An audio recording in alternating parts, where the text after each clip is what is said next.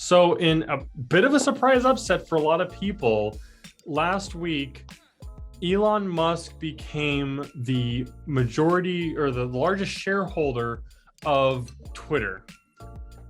This is a little surprising for some people, maybe not for others. If you've been saying I told you so, hey, go give yourself a pat on the back. But that's what we're going to be talking about on today's episode of the BB&J Podcast, and then kind of how these current events or like individuals can affect the future and growth of social media, right? So, like I said, those are the two things we're going to be talking about on today's episode of the BB&J Podcast. I'm your host, John Lind, and let's get into it. So I'm recording this actually April 4th, and I saw that this had just happened. I was like, I mean, I need to talk about this. This is significant, right? So Elon Musk, CEO of Tesla, SpaceX, Boring Company, you know, I'm definitely an entrepreneur, one of the wealthiest men alive, has taken a 9% stake in Twitter to become the largest shareholder. This was a $73.5 million purchase, supposedly worth $2.9 billion based on closing price Friday. But, you know, this is, I think, something that a lot of us aren't super surprised that he's done. Musk specifically, but admittedly, this is a thing. You do see this with people.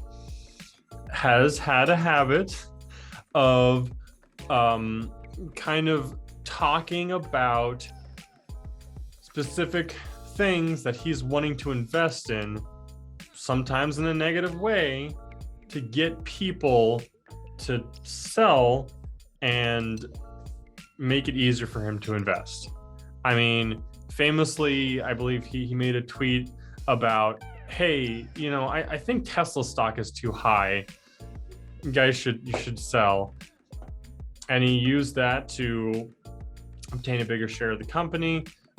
You've seen similar things. I believe he did something similar with cryptocurrency a couple years ago, via Saturday Night Live of all things, which most people remember that episode of a very weird Mario courtroom sketch. But Musk is certainly not unique in this. He is definitely someone who does it a lot more than most people and gets away with it, admittedly, a lot more than most people. But this is a thing. This is the thing that people do, and people genuinely do use this for investing, or kind of the flip side, you see this a lot with people trying to short stocks or short investments, right? He is, as far as I'm aware, not a shorter, but it is that same principle, right? So in the terms of what is the future of Elon Musk's investment in this, it's not clear. He hasn't really announced anything. In terms of potentially getting in trouble for it, I don't think so. You know, some people are talking about it, but I'm not seeing a ton of buzz about him becoming the largest shareholder. He's not a majority shareholder. You know, he's not 51%. It's still 9%, but like 9% significant, especially with a company like that. But I really did want to talk about the role that specific individuals can have on social media. You know, we always are told, like, you know, you're important, what you say and does matter. And it's 100% true. But for people like Elon Musk, you know, these very influential people, you know, love them or hate them, you know them, right? How they review, portray, and interact with specific social media platforms genuinely does affect the future of those platforms, right? A famous example, there is a social media app called Triller, And very early on, a TikTok creator, Noah Beck, was trying to use the app and complained about it being flipped. That has almost become a meme about the social media platform now. And while it didn't necessarily kill it, it definitely has negatively impacted the perception of it. It's like, well, this guy is like, what the heck is going on with this interface?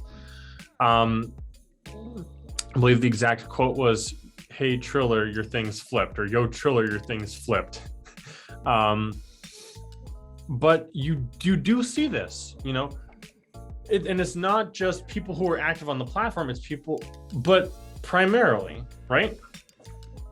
I mean, without even, because that's a whole can of worms, getting into right and wrong, you can definitely say that in the past maybe 6 years, 8 years, one of the people who has had the most effect on the way that Twitter handles itself is Donald Trump. He was very active on the platform for many years, and there was definitely a lot of things where it I would say definitely tested some of the systems. And this is really true with people who are known for being on a specific platform, right? Would I say that every single case of a major public figure influencing the future of a platform is always positive? No, but it is unreasonable to say that there is not an effect, right? That's what I'd like. That I think that's the biggest takeaway that I have on this podcast. But other than that, I'd like to thank you so much for listening and or watching. Make sure to like and subscribe, leave comments, your feedback. We always appreciate it. This is really just something that I wanted to talk about because it's pretty crazy. I will definitely try to keep with these current events. It seems like you guys like it. I certainly enjoy staying up to date with these things. But other than that, I'll see you next week.